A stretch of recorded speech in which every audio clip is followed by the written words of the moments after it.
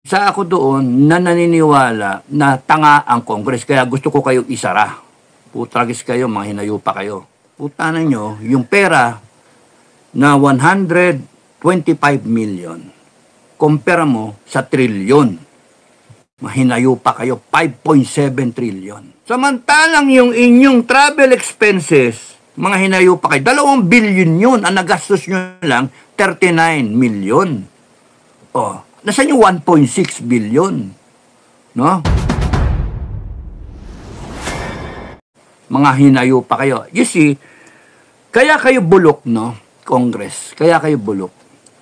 Ang intensyon kasi ninyo, politika. Dinadown masyado si Sara para ma-eliminate yung tao, masira. At true enough, maraming Pilipino, buti nga sa'yo, gago ka, hindi Sara, etc. etc. Marami, pero hindi lahat ng Pilipino. 32 million, nadagdagan pa yon. Isa ako doon na binutok nga si Sara eh.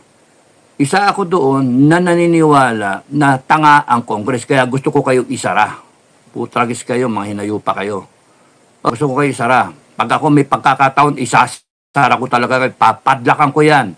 And then, 81 lang ang congressman. Wala na yung party list na yan. Ay, sabi sa konstitusyon, pwede. Hindi, palitan yung konstitusyon. I-amend. Oh.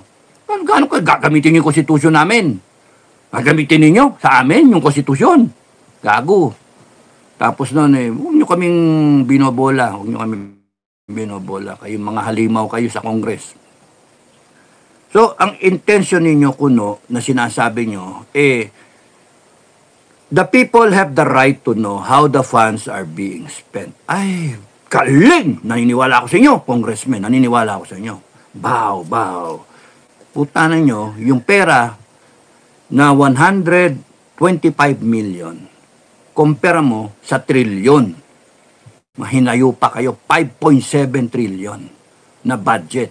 Na kalahati pa lang ng taon, ubos na yung pera. And then, uutang pa tayo para matustusan yung 5.7 trillion na yun.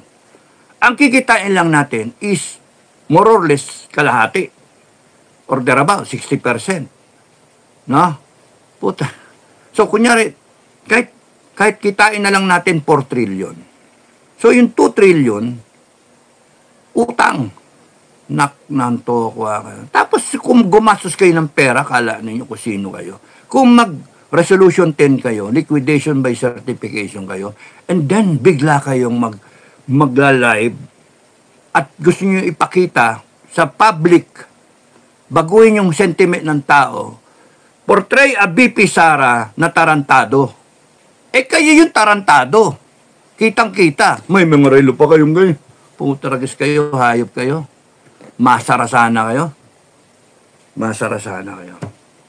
Huhukumin namin kayo. No? Masara kayo. So, hindi tama na palilitawin nyo na parang napakahalagang malaman ng taong bayan. Yun yung, yun yung salita nyo, no? Yung power of the purse ninyo, kaya kinakailangan, wala na kang confidential fund si Sara para 2025. Wala pa nga noong 2024. So what now? Bakit kinakailangan ibalik nyo? Hanip kayo. Samantalang yung inyong travel expenses, mga hinayupa kayo, 2 billion yun. Ang nagastos nyo lang, 39 million. Oh, nasaan yung 1.6 billion? No? Hindi, 1 billion. 1 billion point 27 million. Oh, nasaan na yun? Tapos dinagdagan nyo. For this year, naging 1.183 ba yun? Billion. Oh, magkano ngayon ginagastos nyo? Lakpasan ng kalahati ng taon. Tapos gagawin nyo na namang Christmas gift. Mga walang niya kayo. Kala nyo pera nyo yan? What gave you the right na paghati-hatian yung pera? Samantalang yung mga Pilipino, hirap na hirap, mga PI kayo talaga. Tapos kung mag-aasta kayo, kala ninyo matitino kayong lahat. Mga magnanakaw kayo eh. Init na naman ang ulo ko. Hinga. Yun, para lumabas yung kulo. Isa pa. Dahil mga hayop kayo. What gave you the right? And then you will show yourselves on TV na yung president, yung vice president natin, nangungulimbat ng pera. Mga putang ina nyo, hayop kayo. Hayop kayo. Kaya, sulsulan nyo si BP Sara. Madam President. Madam President, if I may suggest to you, no, as a free advisor, you declare a revolutionary government so that you will not be held by our laws, not held by the Constitution. Revolutionary government, anything goes. And that will free you or give you the freedom of choice, freedom of movement, freedom of everything. Because the power coming from the people, binibigay sa iyo. Kung mangyayari yun. Kung malalagay ka, kung tatayo ka, kung gusto mong tumayo, kung ayaw mo, edi manigas ang Pilipino. Pero kung kunyari tumayo ka, Madam President, no?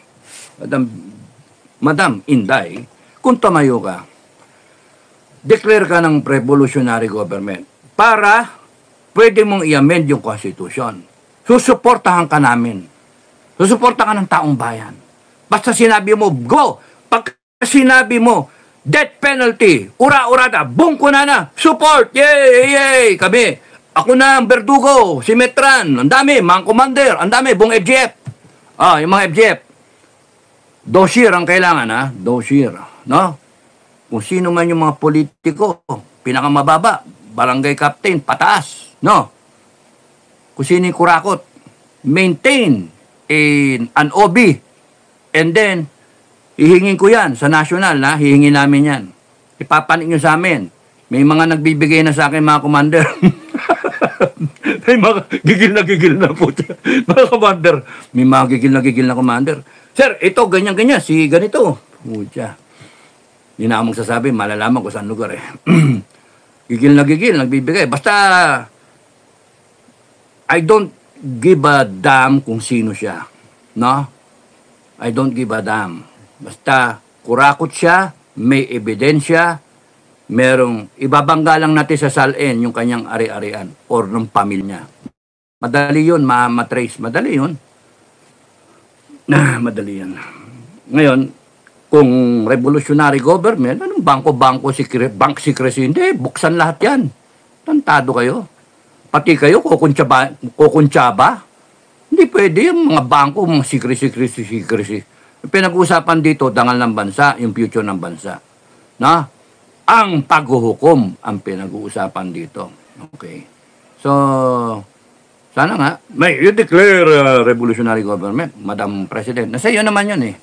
Kami mga ano lang eh. Mga meron lang kami. That's just my opinion.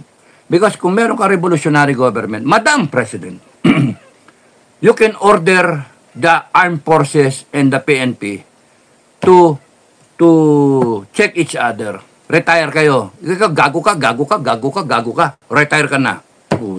Without pay. Bungko na. Tangina ninyo, hayop kayo, mga walang niya kayo. Di ba? Tarantado kayo. Pinahirapan nyo kami. Lahat ng politiko, under house arrest. Pucha, hanip. Walang lilipad. Lahat kayo, BI, harangin lahat yan. Diba? Comelec, ano tag dito? Tender your resignation. Lahat, for that matter, lahat ng tao sa gobyerno, tender your resignation. Hanip, kamay na bakal, no?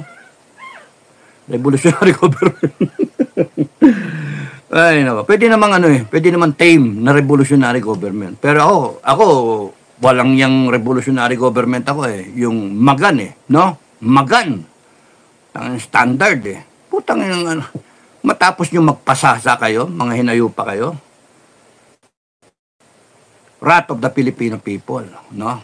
Yung mga ganon. Tapos nun, talagang paghuhukom yun. Tapos, ano pa? May death penalty, mayroon kang house arrest, tapos nun, lilitisin mo. Gagawa ka ng special court. Pucha na. Special court. Na kahit represented lahat ng sector. And then, bungko na. Hindi na unanimous na ano. Kung gusto nyo, jury system pa tayo, no? Gawin natin. Para hindi lang isang judge.